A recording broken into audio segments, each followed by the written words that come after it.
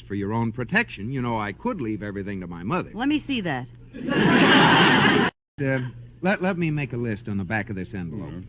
Poison, rope, cement. Yeah, I need an axe, too. Yeah, well, I'll go home and tell Liz. Well, George, let them think it's just for the weekend.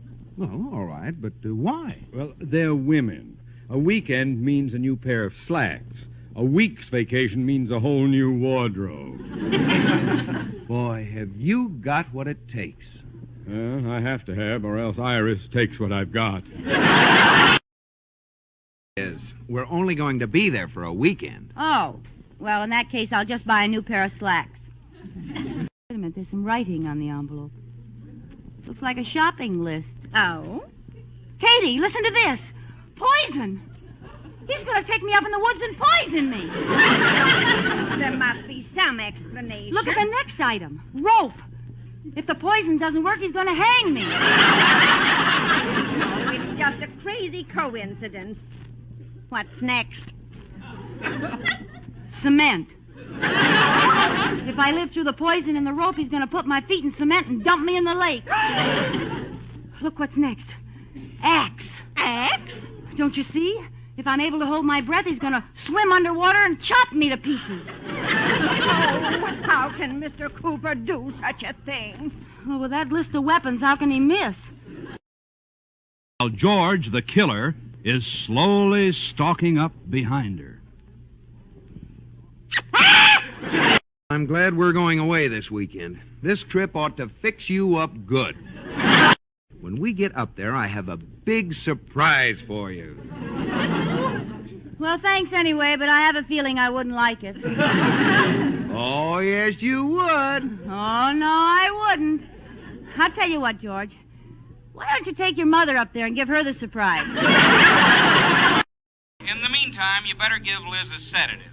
Have you still got any of those powders I gave you when you couldn't sleep? Yes. Well, give her one and a glass of warm milk. And in her nervous condition, George, you better not tell her. Here we are. Oh, thanks, Katie. Just put the tray on the table. Yes, sir. Mrs. Cooper, could I see you in the kitchen a minute, please? Certainly, Katie. What is it? Don't drink the glass on the right. He put a powder in it. He didn't. I saw him when my back was turned. What are you going to do? Well, I'll do like they do in the movies. I'll get him to look away and then switch the glasses. Good luck. What did Katie want, dear? Oh, nothing. Well, let's drink our milk. Oh, George, look at the fireplace. I think the log's going to fall over. Where? There. There's no log in the fireplace. My mistake. You better drink that milk, Liz. Okay. Here goes. Good. Why don't you drink yours, George? Oh, all right. No, wait! I can't let you do it, even though you would have allowed me to. What? You put something in my glass, didn't you, George? Well, I fooled you. I switched glasses.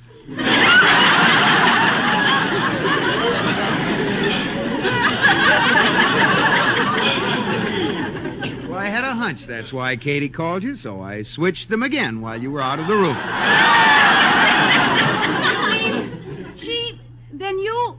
Then I can't figure it out, George. Tell me, who got the one with the powder? You did. Oh, I? Oh, Liz, what's wrong?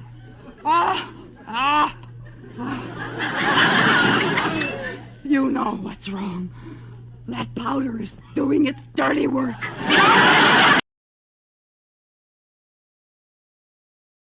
You must be our new spy. We have a big job in the South. Do you think you can do it? Si, senor, I think I can. Wait a minute, that's a little too far south. I meant in the southern United States. Oh, si, senor, you all. You said last night you lost 14 pounds, right?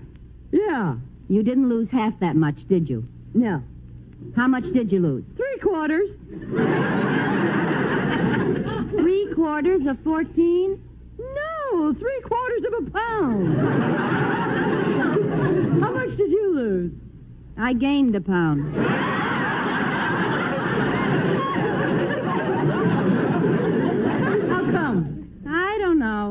by the time we lose enough to wear those suits, we'll have to be wheeled in the Easter parade.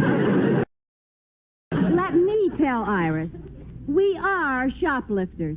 What? What? What? I'm tired of doing all the dirty work for these masterminds.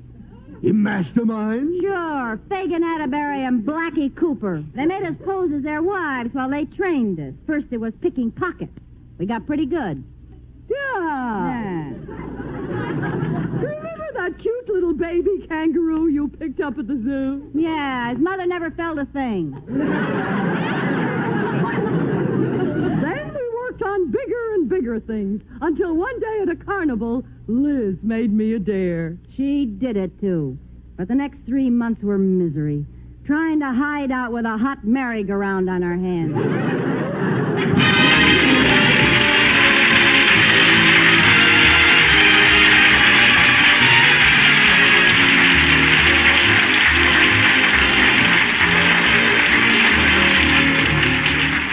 You have been listening to My Favorite Husband, starring Lucille Ball with Richard Denning, and based on characters created by Isabel Scott Rorick. Tonight's program was produced and directed by Jess Oppenheimer, who wrote the script with Madeline Pugh and Bob Carroll Jr. Original music was composed by Marlon Skiles and conducted by Wilbur Hatch.